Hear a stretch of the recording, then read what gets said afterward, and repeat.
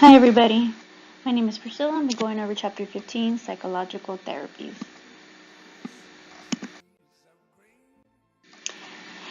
Okay, there are two kinds of therapy. There's psychotherapy and biomedical therapy.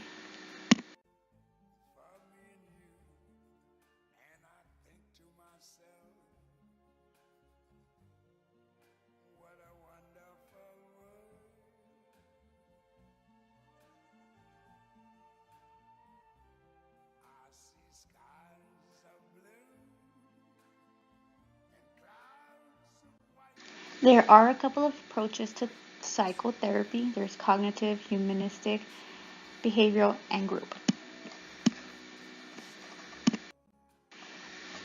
In cognitive therapy, the main goal is to help people change their unrealistic views and thinking. And some of those unrealistic thoughts are selective thinking. It's when you only focus on one thing. Personalization, you take responsibility for everything, even if it's not even part of under your control. And overgeneralization, it's, this happened to me, now everything's going to happen to me because that happened to me. So it's just trying to change your views and, make it more realistic for you. Here are more approaches to cognitive therapy. There's cognitive behavior therapy, and it's more of focusing on the present than the past. And rational emotional behavioral therapy, it's the clients are taught to challenge their rational thoughts with more rational statements. And the therapist assigns homework and, changing their behavior techniques and so on.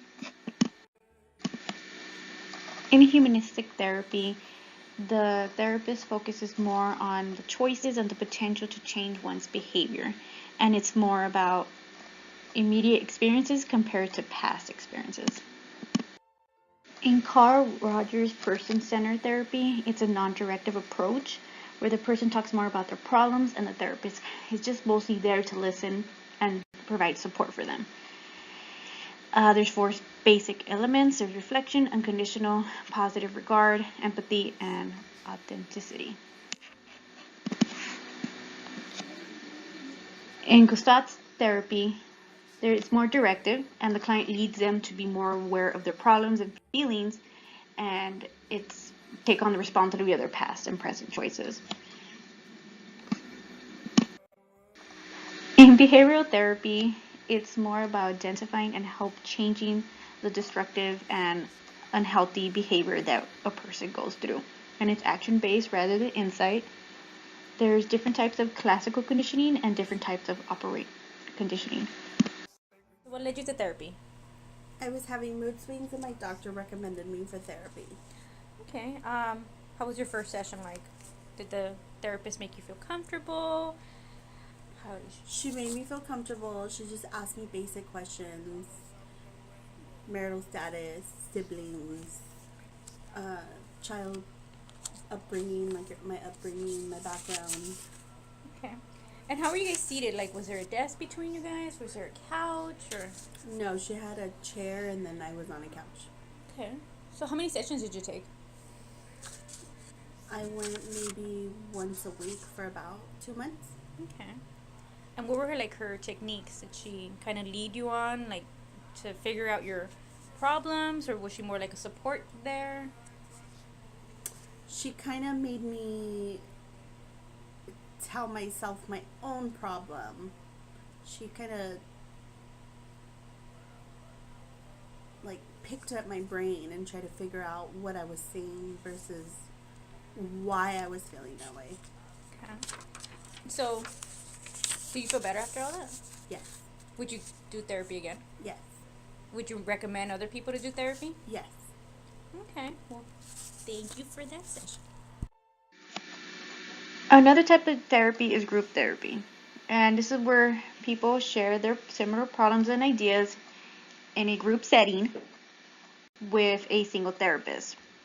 There's a couple of advantages to it. It's low cost for people that don't have the insurance or can't afford us to see a therapist by themselves.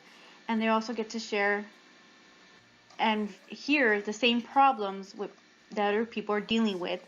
So it's pretty, uplifting, so they don't feel alone. The disadvantages there, you are sharing it with your, private moments and everything with other people in front of you. And if you're a shy person, you're going to struggle more in that kind of setting. And there's a couple of group therapies are like family counseling and self-help groups.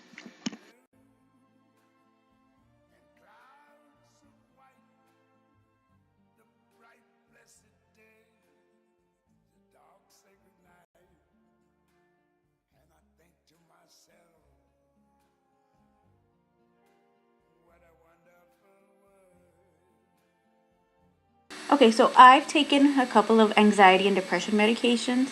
So I want to talk about, taking Zoloft and taking another type of anxiety medication that was only needed when I was having panic attacks. And so when I was having these feelings, like, having panic attacks and not being able to breathe and just not being able to be in a social setting, like being in a crowded mall, like it was getting a little intense for me. So I went to see my doctor. And my doctor prescribed me Zoloft and the other anxiety medication. It's a long name. And it took a few days to feel any effects, but what I did feel was it mellowed me out. It really did. I could drive in LA traffic and I wouldn't feel like rage and honking and you know LA traffic, it's really bad. But what I liked about it is mellowed me out. It made me realize that there are some things that are just out of my control, that there's no point of getting upset or panicking, or it did cause some days I felt like a little bit of a zombie, like it was just, you're just going with the flow, but I didn't have, a lot of side effects. I didn't have any suicidal thoughts, which they kept asking me every time the doctor would see me, and I really like how, I didn't feel addicted to them. I didn't depend on them. It didn't do anything to me to that point where I needed to, I needed to survive with them. My doctor did recommend me to see a therapist, and I didn't. And I kind of don't regret it. I can still always go, but it's more of I'm not feeling the way I'm feeling anymore, so I feel like it's kind of under control. If it does come back and it does, like flare up where I need to have moments alone and stuff like that, then I think I'll make an appointment to see my therapist. But I recommend taking medication if you're willing to. If some people just don't want to, and that's fine. But I will never say anything bad about it. It helped me, and it probably will help, and it does help a lot of people. The only horrible side effect I felt from it was a lot of weight gain. I did gain a lot of weight, and when it was time for me, I reached a point where, like, you know what, I'm good. I can get off the Zoloft on my own. My doctor didn't recommend me. She wanted me to slowly get off of it, but I kind of just stopped taking the dosage and everything, and there was no, hard side effects or anything like that. I do once in a while feel a lot of overwhelmed and anxiety and so on, but I don't ever feel like I need to go back on Zoloft. I think I'm good now. If if it ever comes to it, if I have to, I'll go back on it. There are times where, I know not to put myself in situations where I would know I be happy back on Zoloft. Like, I have really bad fear of heights.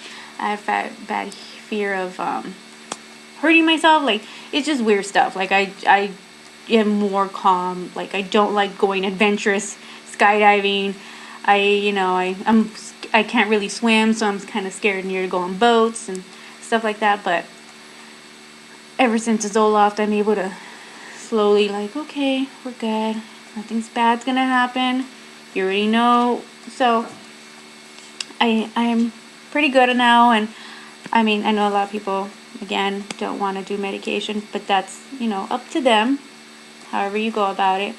And if you need to, it's best to see a therapist to make things better. But everything's calmed down for me. I'm good. And that's my experience on medication.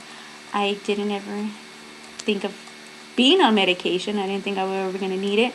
I didn't think I was that bad where I had to have, medical assistance. But I don't regret it in any way. So, thank you.